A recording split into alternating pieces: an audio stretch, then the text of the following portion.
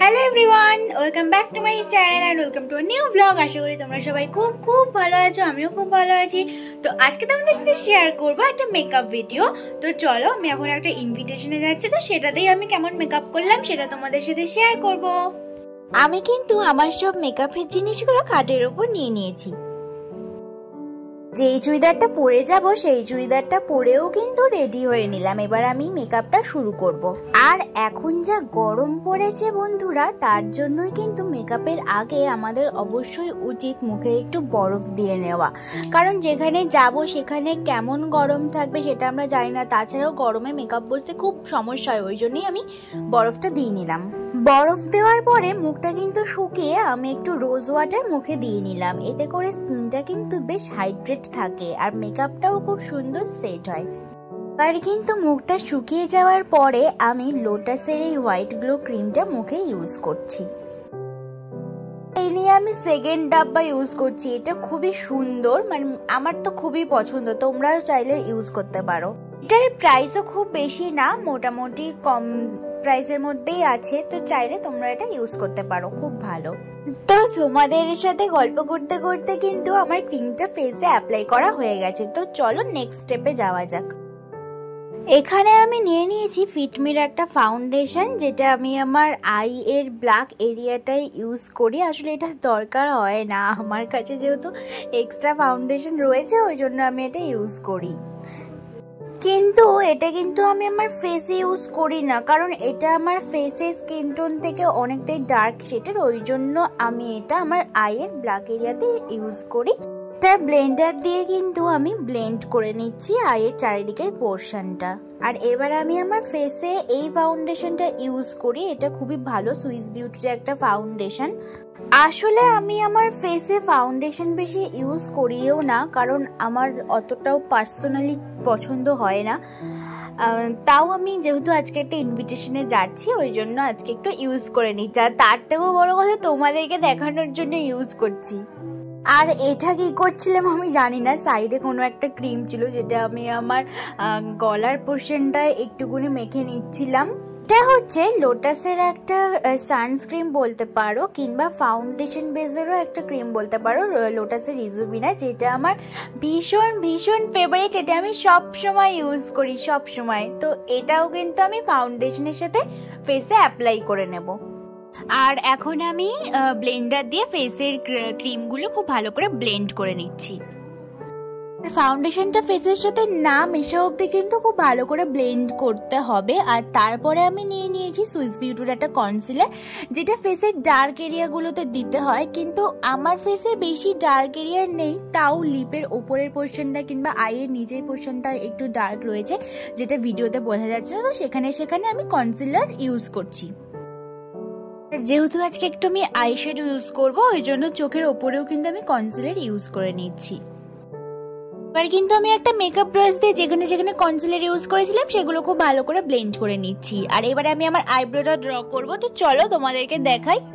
আসলেই কিন্তু আমি প্রত্যেকদিন কোথাও যাওয়ার হলে এত মেকআপ করি না, যেহেতু আজকে তোমাদের সাথে শেয়ার করছি কিংবা আমি আজকে ভিডিও বানাচ্ছি, ওই জন্য তোমাদের সাথে আমি দেখাচ্ছি। তো তোমরা দেখে নাও আমি কিভাবে আইব্রোটা ড্র করছিলাম।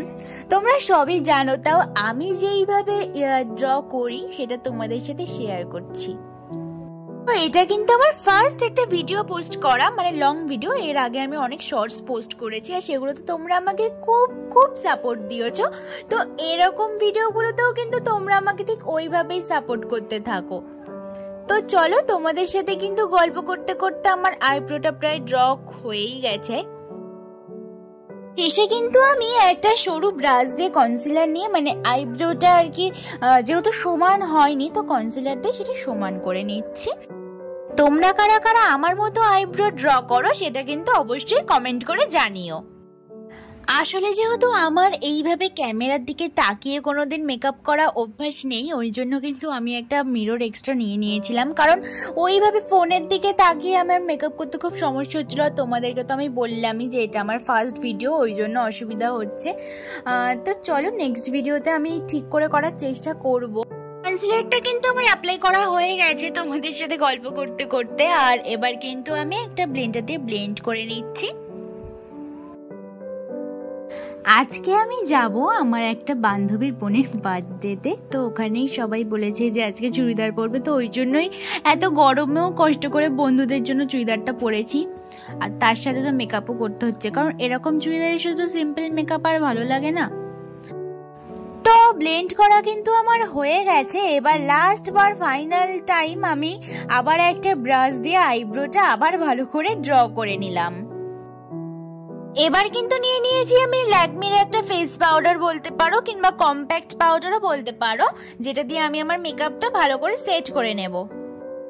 আসলে এই সামার টাইমে কিন্তু ভীষণই দরকার ফেস পাউডারটা ইউজ করা, কারণ যেহেতু এমনি খুব ঘাম হয় আমাদের সামারে, আর তার উপরেও ক্রিম বেস মেকআপ করলে আরও বেশি ঘাম হতে পারে। ওই জন্য ফেস পাউডার দিয়ে মেকআপটা সেট করে নেওয়া উচিত, তাহলে একটু কম পরিমাণে ঘাম হয়। আর যেহেতু আমার ফেসটা একটু রাউন্ড শেপের, ওই জন্য আমি ফেসটাকে একটু লম্বা দেখানোর জন্য ফেসটাকে এবার কন্ট্রোল করে নেব। আর আমি কিন্তু এই একটা প্যালেট দিয়েই সব কিছু করি, এইটা দিয়েই আমি আইশ্যাডো ইউজ করি, এইটা দিয়েই আমি ফেস কন্ট্রোল করি, সব কিছু এইটা দিয়েই করি। তো তোমাদেরকে আমি যেই দুটো কালার দেখাচ্ছি প্যালেটে, ওই দুটো কালার দিয়েই কিন্তু আমি আমার ফেসের সাইড পোর্শনটা একটু কন্ট্রোল করে নেব। তো দেখো তোমরা, আসলে এই মেকআপের দিক থেকে কিন্তু আমি অতটাও এক্সপার্ট নই। আমি করি মেকআপ, তা এই কন্ট্রোলগুলো আমি করি না। তো আজকে আমি তোমাদেরকে দেখাচ্ছি। দেখো, আমি ফার্স্টে বুঝতেও পারছিলাম না যে কিভাবে করব।